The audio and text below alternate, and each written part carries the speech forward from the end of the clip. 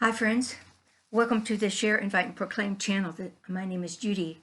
I've been on a little vacation to visit my brother, so it's been a couple weeks since I have made a video, but because this is a holiday of Thanksgiving, I thought I might do one short one because there might be people from other countries that are here or around the world that do not celebrate this Thanksgiving. And I called my granddaughter last night, and hooray, she remembered most of the main things of Thanksgiving, which I appreciate because many people, a lot of students, they were asleep in history or they forgot or something, but she remembered, and I'm so glad of that.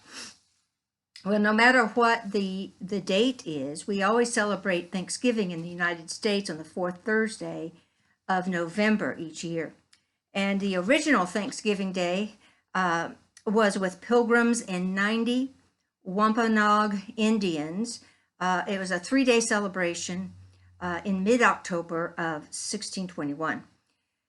The menu, fish, wild turkey, venison, vegetables, beaver, other things.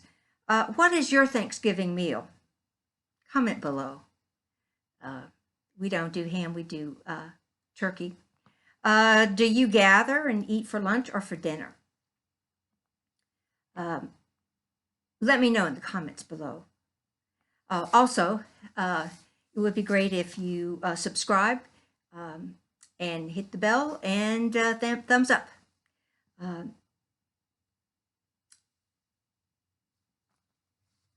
Another tradition that we in America have is to at the Thanksgiving dinner or lunch, whenever you celebrate.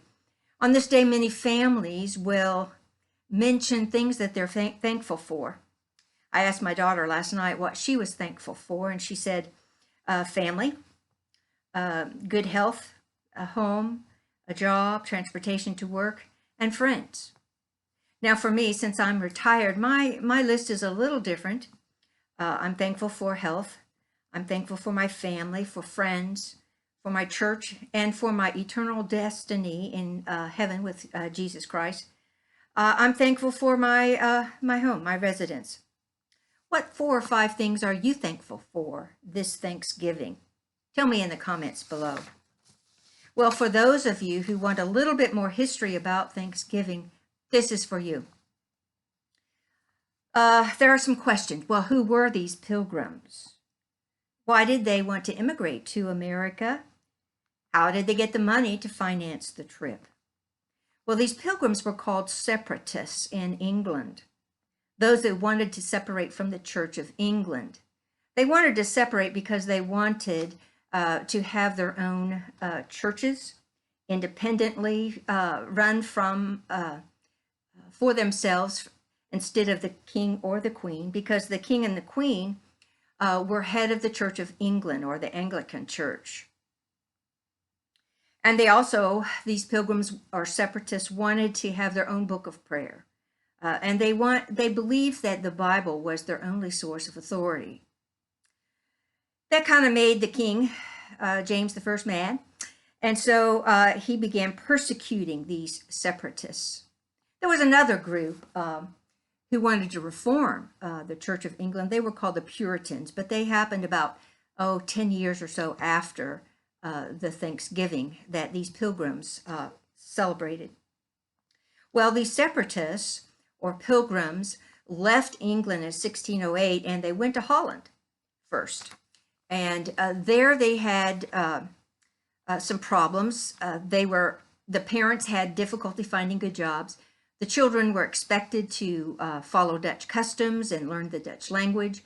The Dutch government wanted them to assimilate into the bigger Dutch culture. Well, because these separatists or pilgrims knew that other countries had been setting up colonies in the New World, they thought, well, that might be a good thing to do where we can remain English, our own language, our own customs, but yet have religious freedom. And so they decided that that would be a good move to immigrate to the New World or to America. Well, how did they find funding for their trip? Well, they went to the London Virginia Company and they made a deal. If the Virginia Company would finance the trip with the ship, which was called the Mayflower, and if they would supply the crew and the supplies. In return for that, the Pilgrims would be indentured servants for 7 years. That meant that they would work for free. They did get room and board, and after the 7 years, they would be freed from their obligation, from their contract, and they would be given a small tract of land closer to the Indians and a gun for protection.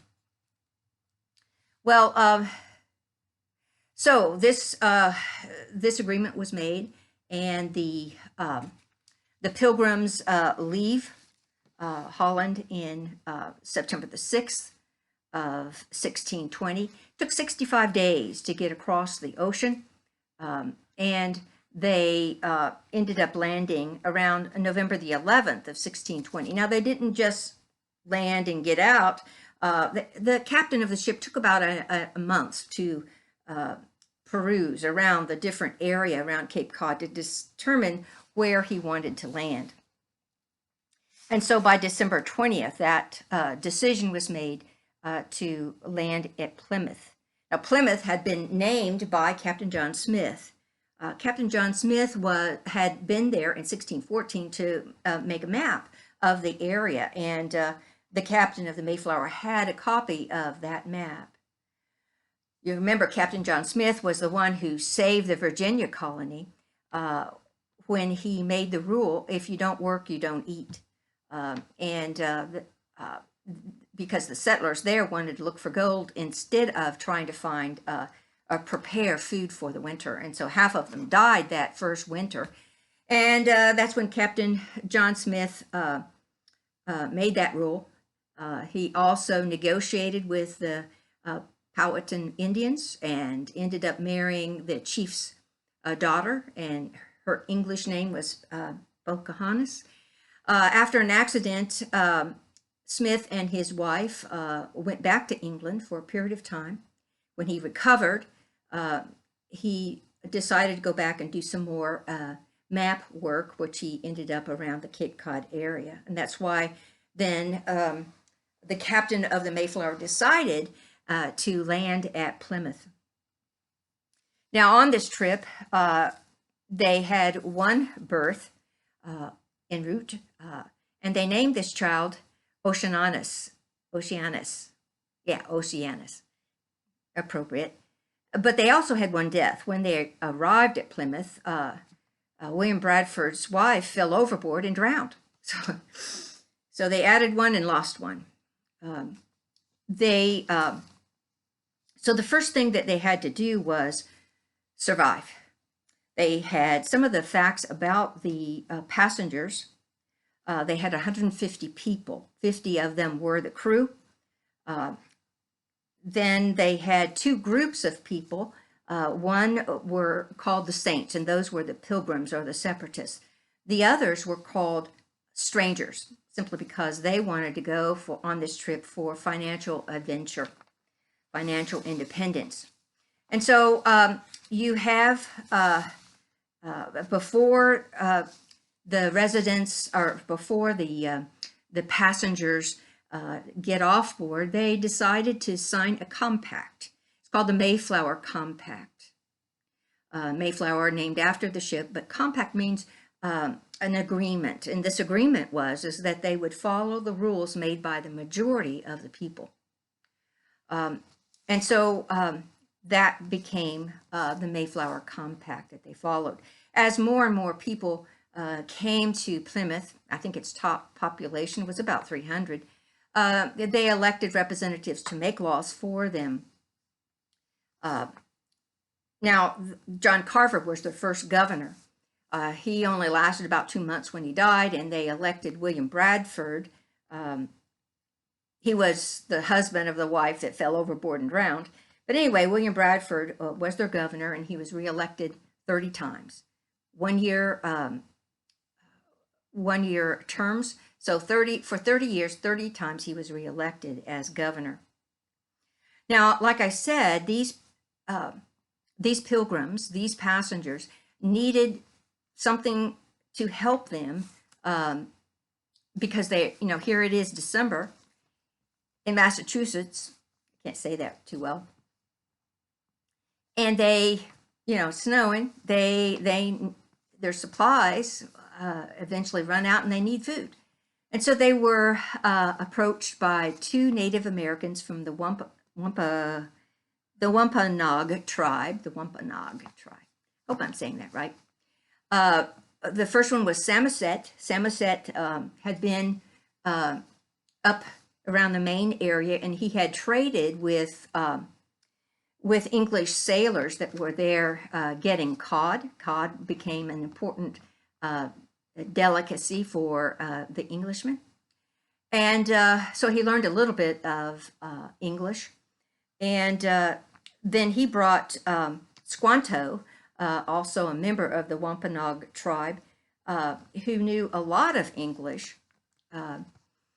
He had been earlier kidnapped by English sailors and taken to London for about 9 years, and he eventually got back to his native land there in New England. So these two Native Americans taught the Englishmen how to catch fish, how to hunt, how to farm. It's something that these particular people didn't know how to do. They had been townspeople. They had been shopkeepers, peasants. So they didn't know how to do these things. Well, why didn't the Pilgrims then go on to Virginia like they had planned on? Why did they decide to stay in New England?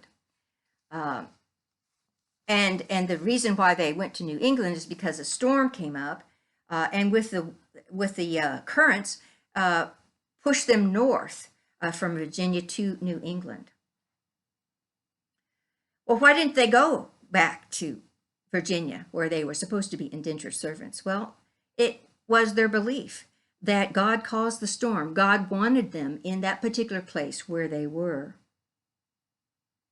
Now, the Pilgrims did want to pay back their debt to the London, Virginia company, and so they made a deal, which was that they owed 1,800 pounds. I have no clue how much American money that would be, especially at that time in history. And they agreed to pay 200 pounds per year until the debt was repaid. Well, there were 4 men who decided that they'd take on this liability. William Bradford, who had become the governor, he was a saint. You had Miles Standish, who was a military man. He was called a stranger. He was not a pilgrim. And you had William Brewster, who was a saint. And you had Isaac Allerton, who was a saint. And in return for taking on this financial responsibility, they would get a monopoly of the fur trade for 6 years and then become trustees of the colony. Well, there was one bully on the Mayflower. His name was John Billington, and his family. He was a bully. He always got in fights, always got in trouble, always argued while on the ship, but also when land was divided and he was on his land. All the colonists had agreed to do some type of military duty in terms of being a guard and protecting them from Native Americans. Well, in the spring of 1631, he refused to do that, and so the colony did put him in some kind of restriction. I think they tied him around his neck and his heels so he couldn't move. I don't know how long they made him stay in what we would think of as stocks, although they weren't stocks. It could have been. Who knows? Well, when he was released, he got a new neighbor, and his neighbor's name was John Newcomer. A new neighbor. And this newcomer would hunt in the forest by his home. And John Billington thought that, hey, he's intruding upon my land, although his land wasn't necessarily that. It was another place behind his home.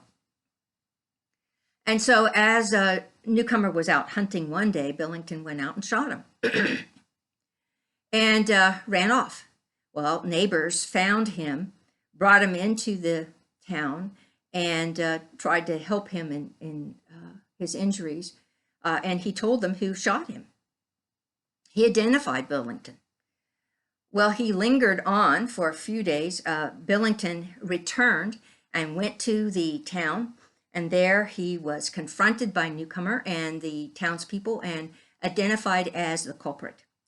He was jailed and given a sentence of hanging by death by hanging, death by hanging, and this happened in 1630. So Thanksgiving has a rich history in our country. I don't know of any other countries that call these kinds of celebrations Thanksgiving. If you know, let me know. I appreciate that. Thanks so much for watching, and have a great Thanksgiving celebration. Goodbye.